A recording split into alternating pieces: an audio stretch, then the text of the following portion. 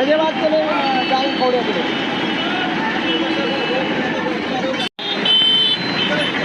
वहाँ पे एक होमगार्ड को तैनात कर रखा है, वो बेचारे। दोस्तों नमस्कार, मैं कोटद्वार के बीरबाला तीलू रौतेली चौक पे खड़ा हूँ, जो नजीबाबाद चौराहा के नाम से भी जाना जाता है। यहाँ पे कोटद्वार में जिस तरह से लगातार आबादी बढ़ती जा रही है, जिस तरह से आबादी बढ़ रही है उसी तरह से यहाँ पे ट्रैफिक का भी दबाव बढ़ता जा रहा है।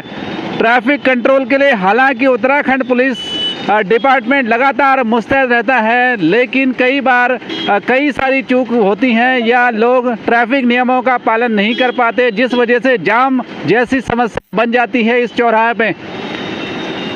पब्लिक भागीदारी की जहाँ तक हम लोग बात करते हैं, यहाँ पे पब्लिक भागीदारी को विजय नारायण जी यहाँ पे पूरी तरह से निभाते हैं। ट्रैफिक कंट्रोल में पुलिस का सहयोग करते हैं ट्रैफिक की व्यवस्था को सुचारू करने के लिए। सर, आप पहले तो ये मुझे बताएंगे कि आप पुलिस का यहाँ पे सहयोग कर रहे हैं, कब से आप ये काम कर रहे हैं यहाँ पे? सर, ये तो मैं विगत कई वर्षों से करता आ रहा हूँ। 2016, 17, 18, 19, 20, 21, 22 हो गया ये। तो अभी मेरे को लगा कि मैं पहले सोशल वर्किंग कर रहा था, तो मैंने कोटद्वार के जितने इशू हैं उन मुद्दों को मैंने जो है ज्ञापन के माध्यम से उठाया।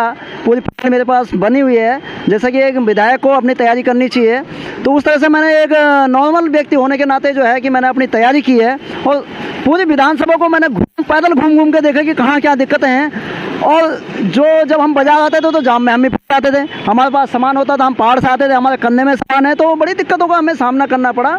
तो मेरी पीड़ा ये रही कि मैं जब एक दिन यहीं आड़त में मुनीम था तो मैं पैदल आ रहा था, एक बाइक वाले ने जो है साइड से टक्कर मार दी, तो मैं नीचे गिर गया। जब मैं नीचे गिर गया तो मैंने उस दिन सोचा कि यार क्या होगा। मैंने कहा ये पुलिस वाला तो कुछ कह नहीं रहा, ये तो पिट्ठू है, सरकारी दामाद है, तो कुछ नहीं कर रहा है, मेरी मदद भी नहीं कर रहा, उसको रोक भी नहीं रहा। लेकिन मैंने ये ठान लिया था, मैंने एक संकल्प ले लिया था कि मैं जो है उत्तराखंड के कोटद्वार शहर में जो है मैं ट्रैफिक व्यवस्था को सुचारू रूप से व्यवस्थित करूंगा। और मेरा निरंतर प्रयास रहता है, मैं विशेष प्रयास इसमें करता हूं। पहले मैं चंडीगढ़ में जॉब करता था, कॉन्टिनेंटल डिवाइस इंडिया लिमिटेड, जो जहां चिप का प्रोडक्ट होता था। मैं लुधियाना में रहा, मैंने जो है कि परचून की दुकान में काम किया, मैंने पीसीओ में काम किया, मैंने कपड़े की दुकान में काम किया, मैंने मजदूरी तक की। लेकिन पहाड़ों में के अंदर जो है मैं जब जाता था तो मेरा जॉब कार्ड भी था वहाँ पे। तो मैंने वहाँ पे जो है कि देखा कि जो है कि चेक डैम किस तरह से बन रहे हैं, उसमें गड़बड़ झाला है, जो दीवारें बन रही हैं, सीसी मार्ग हैं, कलमट बन रहे हैं, पुस्ते बन रहे हैं, तो तमाम मैंने कमियाँ जो है देखी हैं। तो आज जो है दिक्कत ये है कि मेन मुद्दा जो हमारा ट्रैफिक का है, तो उसमें मैं ये देख रहा हूँ कि हमारा प्रशासन जो है कितना सक्रिय है या निष्क्रिय है। मैंने नोटिस कर लिया है, मैंने इससे पहले भी भारत समाचार में बाइट दे चुका हूं और आपके चैनल के माध्यम से भी, कि सरकार संज्ञान ले मुझ जैसे युवाओं को। मुझे अगर नौकरी नहीं दे सकती है, मैं सब्जी का काम करता हूँ, सब्जी बेचता हूँ, फुटकर जो है किसी की भी दुकान पर लगा के बेच सकता हूँ।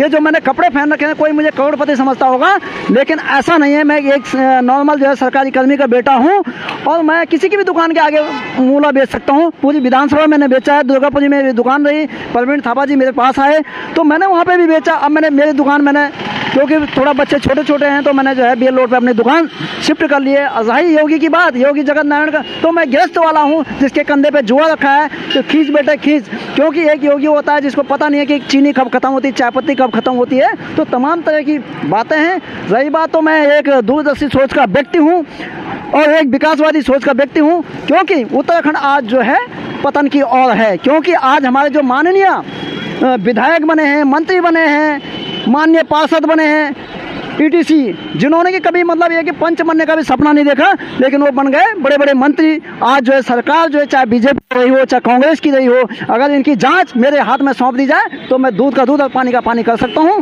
क्योंकि मैं कॉमर्स का स्टूडेंट हूं और मैं इनको छानूंगा से।